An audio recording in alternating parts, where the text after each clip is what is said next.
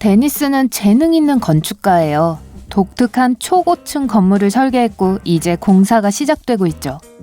데니스의 상사는 그에게 경쟁회사의 전문가들에게 공사장 구경을 시켜주라고 했어요. 단 그들이 사진을 찍지 못하게 해야 했죠. 데니스는 시키는 대로 했어요. 그런데 그들이 떠나려고 했을 때 데니스는 경비원에게 한 남자를 잡아달라고 부탁했습니다. 현장을 둘러보면서 그 사람이 사진을 찍고 있었다고 주장했어요. 어떻게 알았을까요?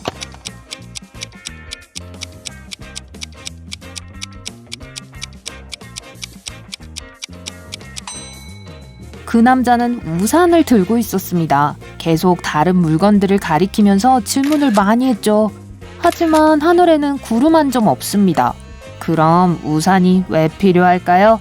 거기에 카메라가 숨겨져 있을 거예요. 네이스는 박물관에서 일하는 친구 제커리를 찾아갔습니다. 내가 가져온 것 좀 봐. 1000년도 더 전에 쓰여진 귀중한 글이야. 제커리는 글을 훑어보았고 네이선이 속았다는 것을 알아냈습니다.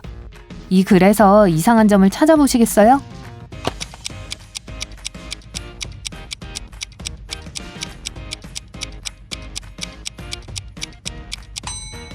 지금 기원전의 시기를 이야기한다면 시간은 역순이 되어야 합니다. 알프레드 5세는 기원전 1320년부터 1290년까지 나라를 통치했다라고 쓰여 있어야 하죠. 에런 존스 형사는 이웃으로부터 밤늦게 전화를 받았습니다. 옆집에서 아주 큰 소리가 들렸어요. 혼자 확인하러 가기는 좀 그런데 혹시 무슨 일이 생긴 건 아닐까요? 에런과 그 이웃이 장소에 도착했을 때 출입문은 열려 있었습니다. 이들은 안으로 뛰어들어갔어요. 집주인 앤더슨 씨는 침실 바닥에 묶여 고통에 신음하고 있었습니다. 그는 책을 읽으며 침대에 누워 있었는데 검은 마스크를 쓴 남자가 그의 방에 침입하여 그의 머리를 때렸다고 했어요. 그리고는 앤더슨 씨를 묶고 돈과 다른 기중품들을 모두 챙겨서 사라졌다고 했죠. 존스 형사는 앤더슨 씨를 믿지 않았어요. 왜일까요?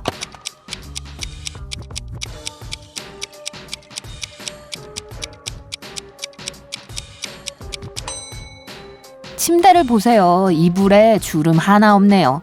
도둑이 앤더슨 씨를 묶은 후에 침대를 정리했을 가능성은 아주 낮겠죠.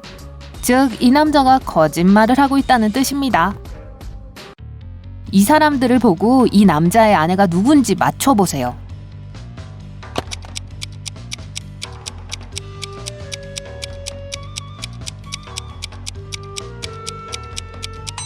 보라색 옷을 입은 여자입니다.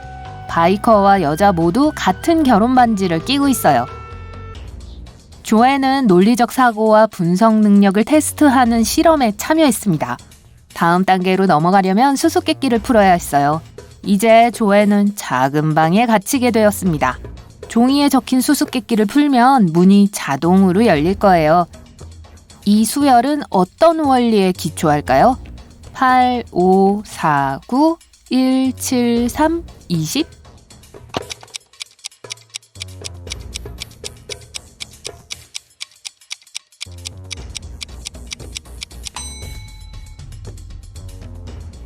이 숫자들은 영어 단어를 알파벳 순으로 정렬한 거예요.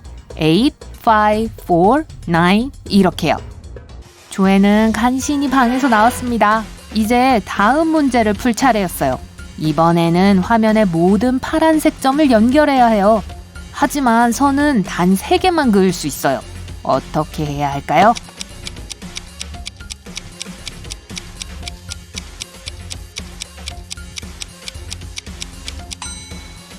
조아는 세 선에 모든 점이 들어가도록 삼각형을 그렸어요. 다음 단계는 좀 무서울 거예요. 조앤은 천천히 물이 차오르는 방에 갇혔습니다.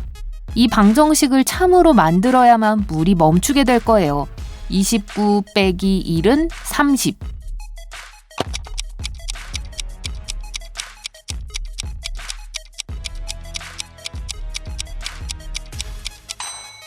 압박이 심했지만 조앤은 문제를 풀었습니다. 이 숫자를 로마식으로 바꿨어요.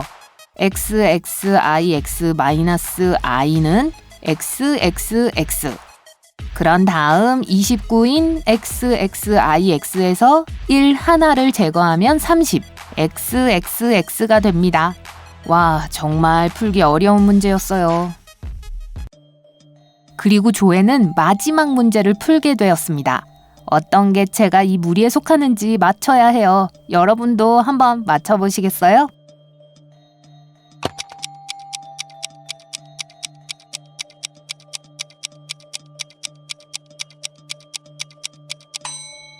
첫 번째입니다. 독특한 특징이 없는 유일한 개체예요. 두 번째 개체는 혼자 둥근 모양을 하고 있습니다. 세 번째는 빨간색 선이 없네요. 네 번째 개체는 색이 다르고 다섯 번째는 나머지보다 작습니다. 두 대의 차가 시내를 달리고 있습니다. 두 차는 동시에 주행을 시작했어요. 녹색 차는 시속 50km로 달리고 있어요. 노란색 차는 시속 80km로 속도가 더 빨라요. 그런데도 어느 순간에 녹색 차가 노란 차를 박아버렸어요. 이게 어떻게 가능하죠?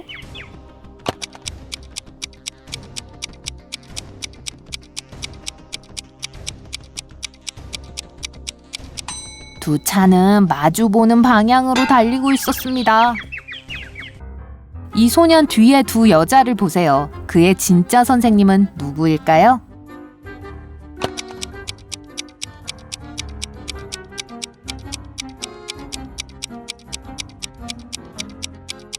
답은 거울에 비친 모습 속에 있습니다. 그냥 보면 두 여자 모두 막대를 들고 있습니다. 그런데 거울 속에서는 한 명만 가지고 있네요. 이 사람이 진짜 선생님이에요. 두 남자가 물통에 강물을 채우려고 합니다. 누가 물을 더 많이 가져오게 될까요?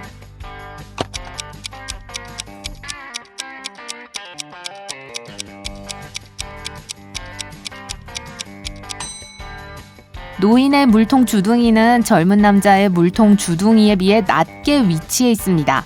물의 수위는 주둥이보다 높을 수 없으니까 젊은 남자가 물을 더 많이 가져올 수 있겠어요. 에블린은 특이한 레스토랑을 방문하려고 합니다. 하지만 이 식당에 가려면 암호를 알아야 해요. 에블린은 암호를 알아내려고 모퉁이에 숨어 있었어요. 한 남자가 경비원에게 다가갔습니다. 경비원이 12라고 했어요.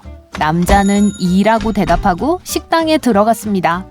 그때 젊은 여자도 경비원에게 다가갔습니다. 6이라고 하자 그녀는 1이라고 대답했어요. 에블린은 암호를 알아낸 것 같았습니다. 그녀는 경비원에게 다가갔습니다. 경비원은 4라고 말했어요. 에블린은 2라고 대답했고 식당에 들어갈 수 없었습니다. 왜일까요?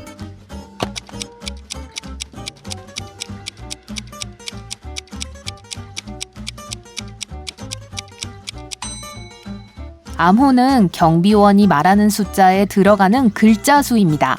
그러니까 12는 두 글자라서 2라고 대답하는 거예요. 에블린은 1이라고 대답해야 했습니다. 동네에서 가장 호화로운 해양 리조트의 매니저가 경찰에게 전화를 했습니다. 그녀는 누군가가 매우 비싼 이니셜 침구 세트를 훔쳤다고 했어요. 그날 아침에는 샘 테일러, 아만다 마틴, 마이클 스미스 씨 이렇게 3명의 손님이 호텔을 떠났습니다. 경찰은 손님 중 한 명을 체포했고 실제로 여행 가방에서 침구를 발견했어요. 어떤 사람이 도둑인지 어떻게 알아냈을까요?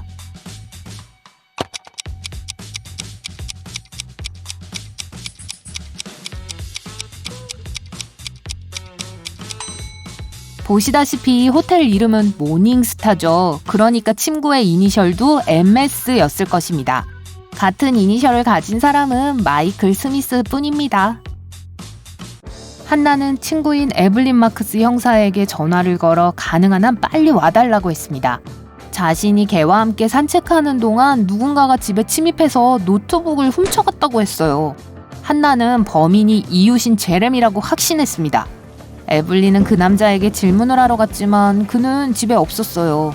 에블린은 차에서 그를 기다리다가 잠시 후 제레미가 문을 열고 들어가려는 모습을 발견했습니다. 전 아침 일찍 낚시하러 갔다 왔어요. 방금 집에 온 거 보셨잖아요. 하지만 한나는 제레미를 믿지 않고 그를 경찰서로 데려갔습니다. 왜일까요?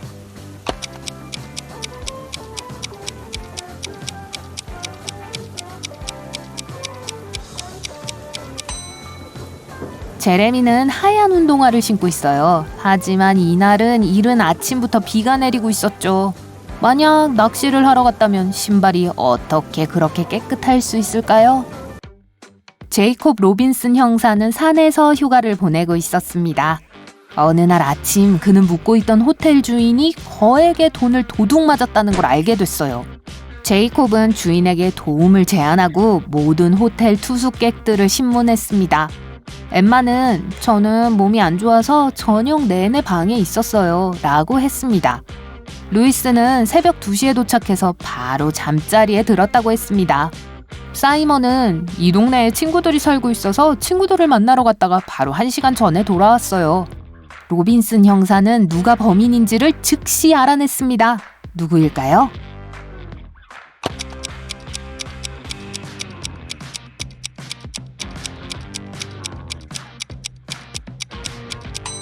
사이먼입니다. 호텔 주변에 눈을 보세요. 발자국도 없고 그 누구도 손대지 않은 것 같네요. 그럼 사이먼은 어떻게 호텔로 돌아온 걸까요? 윌리엄슨 부인은 딸 마야에게 시험 공부를 하기 전에는 남자친구인 루크를 볼 수 없을 거라고 했습니다. 그리고 그녀는 쇼핑을 하러 갔어요. 집에 돌아오는 길에 윌리엄슨 부인은 길을 걷고 있는 루크를 발견했어요.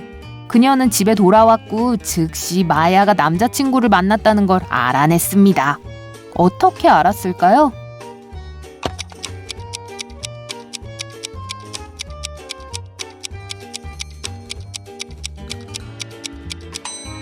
집을 떠날 때 부엌 식탁 위 꽃병에는 장미 5송이가 있었습니다. 이제 4송이밖에 없네요. 아까 루크를 봤을 때 손에 장미가 들려 있었죠? 사립탐정인 쇼는 큰 호텔 로비에서 고객을 기다리고 있었는데 고객이 매우 늦고 있었어요.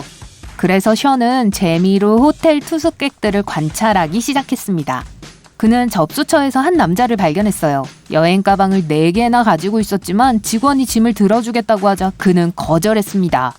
그는 자기 방으로 갔고 5분 후에 가장 큰 가방을 들고 다시 나타났습니다. 30분 후에 그는 여행 가방 없이 돌아오더니 다시 자기 방으로 갔어요.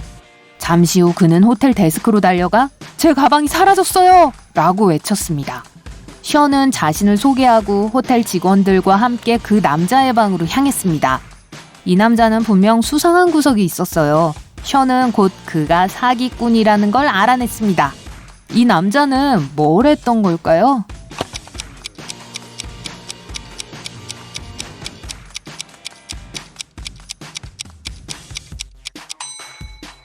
그의 여행 가방은 크기가 모두 달랐습니다. 그래서 가장 큰 가방에 모든 가방을 넣었던 거예요. 그리고 가방을 도둑 맞은 척한 겁니다. 테일러 형사는 위험한 범죄자를 쫓고 있었습니다. 범죄자는 갑자기 병원으로 들어갔어요. 그 병원에는 수백 개의 방이 있었습니다. 다행히 비 때문에 범인은 바닥에 발자국을 남겼어요. 형사는 발자국을 따라 작은 방으로 들어갔습니다. 거기에는 3사람이 있었는데 모두 머리부터 발끝까지 붕대를 하고 있었어요. 하지만 이들 중 한 명은 가짜 환자입니다.